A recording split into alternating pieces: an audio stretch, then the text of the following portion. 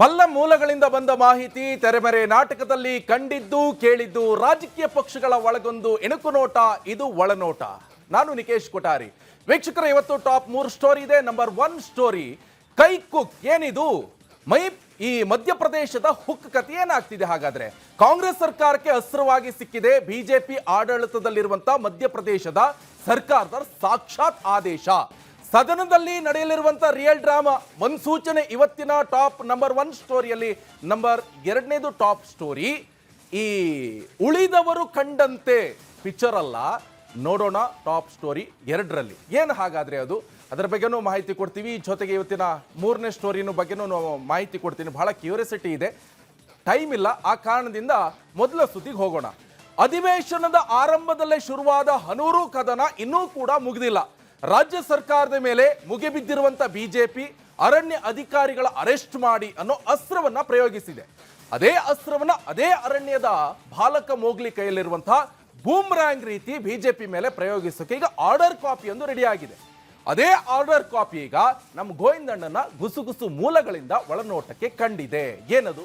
ಬನ್ನಿ ಅದರ ಸಂಬಂಧಪಟ್ಟಂತ ವರದಿ ನೋಡ್ಕೊಂಡು.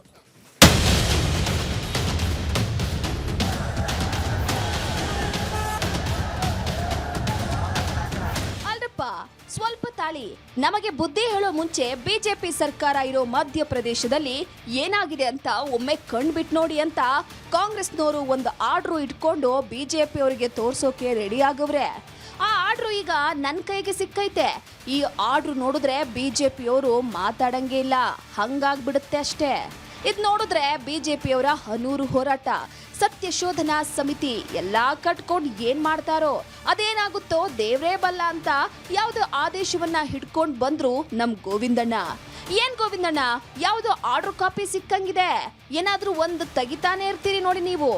ಈಗ ನೀವು ತಂದಿರೋ ಆರ್ಡ್ರಲ್ಲಿ ಏನಿದೆ, ಏನ್ ಕತೆ, ಸ್ವಲ್ಪ ಬಿಡಿಸಿ ಹೇಳಿ ಗೋವಿಂದಣ್ಣ ಅಂತ ಕೇಳಿದಾಗ ಬಾಯ್ ಬಿಟ್ಟು ನೋಡಿ ಬಿಜೆಪಿಯವರು ಅವ್ರ ಕೈಯಲ್ಲಿ ಅವ್ರ ಕೆನ್ನೆಗೆ ಅವರೇ ಹೊಡ್ಕೊಳ್ಳೋ ಹಂಗ್ ಮಾಡೋ ಕೈ ಪ್ಲಾನು.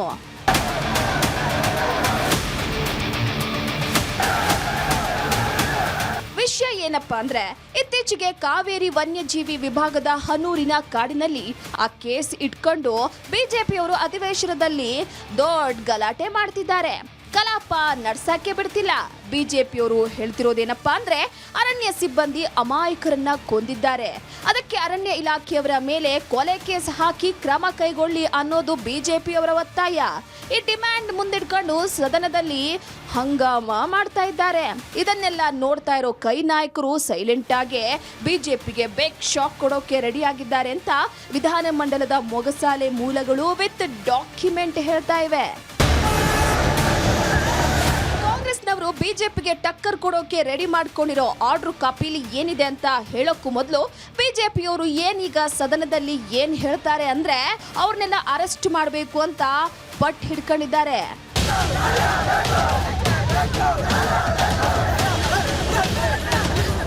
ಅದಕ್ಕೆ ಕಾಂಗ್ರೆಸ್ನವರು, ಅಲ್ರಪ್ಪ ಸ್ವಲ್ಪ ತಾಳಿ, ನಮಗೆ ಬುದ್ಧಿ ಹೇಳೋಕ್ ಬರೋ ಮುಂಚೆ ನಿಮ್ಮದೇ ಬಿಜೆಪಿ ಸರ್ಕಾರ ಇರುವ ಮಧ್ಯಪ್ರದೇಶದಲ್ಲಿ ಏನಾಗಿದೆ ಅಂತ ಒಮ್ಮೆ ಕಣ್ಣು ಬಿಟ್ಟು ನೋಡಿ ಅಂತ ಈ ಆರ್ಡರ್ ಕಾಪಿ ತೋರ್ಸೋಕೆ ರೆಡಿ ಆಗಿದ್ದಾರೆ. ಈ ಆರ್ಡರ್ ಕಾಪಿಲಿ ಏನಿದೆ ಅಂದ್ರೆ, ಮಧ್ಯಪ್ರದೇಶ ಅರಣ್ಯ ಇಲಾಖೆ ಆದೇಶದಲ್ಲಿ ಏನಿದೆ ಅಂದ್ರೆ, ಅರಣ್ಯ ಸಿಬ್ಬಂದಿ ತಮ್ಮ ಶಸ್ತ್ರಾಸ್ತ್ರ ಆತ್ಮರಕ್ಷಣೆಗೆ ಬಳಸಬಹುದು. ಕರ್ತವ್ಯದ ವೇಳೆ ಬಂದೂಕು ಬಳಸಿದರೆ ಅಂತಹ ಅರಣ್ಯಾಧಿಕಾರಿಯ ಮೇಲೆ ಎಫ್ಐಆರ್ ಮಾಡುವಂತಿಲ್ಲ. ಆತ್ಮರಕ್ಷಣೆಗೆ ಶಸ್ತ್ರ ಬಳಸಿದ ಅರಣ್ಯಾಧಿಕಾರಿಯನ್ನ ಬಂಧಿಸುವಂತಿಲ್ಲ. ಮೊದಲು ಮ್ಯಾಜಿಸ್ಟ್ರೇಟ್ ತನಿಖೆ ನಡೆಯಬೇಕು. ಆ ತನಿಖೆಯ ವರದಿ ಆಧರಿಸಿ ಮುಂದಿನ ಕ್ರಮ ಆಗಬೇಕು.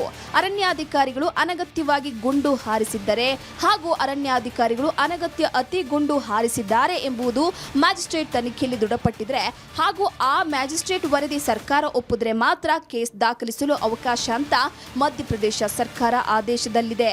ಇದೇ ಈಗ ಕಾಂಗ್ರೆಸ್ ಸರ್ಕಾರಕ್ಕೆ ಅಸ್ತ್ರವಾಗಿ ಕೈಗೆ ಸಿಕ್ಕಿದೆ. ಹೆಂಗಿರೋ ಆದೇಶ ಅದು? ಬಿಜೆಪಿ ಸರ್ಕಾರ ಇರುವಂತಹ ಮಧ್ಯಪ್ರದೇಶದ ಅರಣ್ಯ ಇಲಾಖೆ ಹೊರಡಿಸಿರುವಂತಹ ಆದೇಶ ಕೈಗೆ ಸಿಕ್ಕಿರುವಾಗ ಕೈ ನಾಯಕರು ಬಿಡ್ತಾರ? ನಿಮಗೊಂದು ನ್ಯಾಯ, ನಮಗೊಂದು ನ್ಯಾಯನ? ನಿಮ್ಮ ಸರ್ಕಾರ ಇರೋ ರಾಜ್ಯದಲ್ಲೇ ಹಿಂಗೆ ಆದೇಶ ಇದೆ, ಅದನ್ನೇ ನಾವು ಪಾಲಿಸ್ತಾ ಇದ್ದೀವಿ ಅಂತ ಹೇಳೋಕೆ ಕೈ ನಾಯಕರು ರೆಡಿಯಾಗಿರೋದು ವಿಧಾನಮಂಡಲದ ಮೊಗಸಾಲೆ ಮೂಲಗಳಿಂದ ಪಕ್ಕಾ ಆಗಿದೆ.